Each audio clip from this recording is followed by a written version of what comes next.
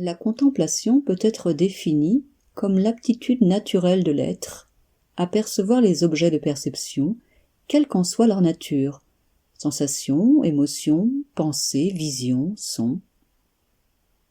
Cette aptitude est inhérente à chacun d'entre nous. Elle n'est cependant pas éveillée chez chacun de la même manière.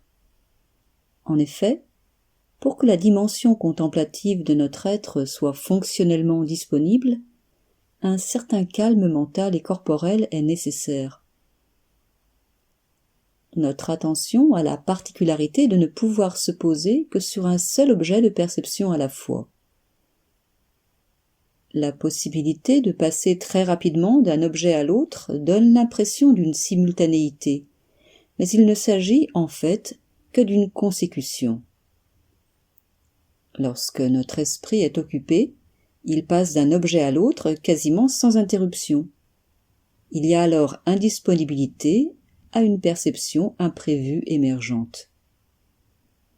Si par exemple vous êtes au volant, concentré sur la route, et que quelqu'un vous touche l'arrière de l'épaule, il faudra un certain temps de latence pour que votre conscience lâche son objet de perception et soit ramenée à la sensation corporelle.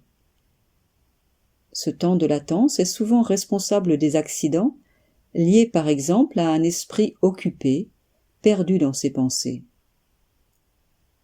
À l'inverse, il existe une qualité d'attention plus détachée, sans tension, celle que l'on peut ressentir lorsque l'on écoute de la musique ou de la poésie, d'une manière qui accueille les sons, sans chercher à les saisir, dans une écoute détendue et relâchée.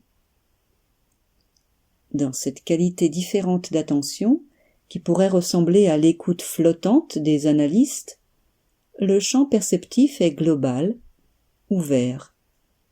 Les perceptions sont accueillies sans tension, mais avec un sens du détail moins aiguisé que lors d'une attention dirigée. C'est un peu comme lorsque vous faites la mise au point avec votre appareil photo. La mise au point peut être concentrée sur un point précis ou bien globale, moins précise dans les détails, mais plus vaste dans le champ de perception. La contemplation peut ainsi être comprise comme un accueil total des perceptions présentes, libre de choix, de jugement et de préférence. Dans cette écoute sans préhension, le mental est au repos. Le besoin de commenter, analyser ou conclure n'est pas présent.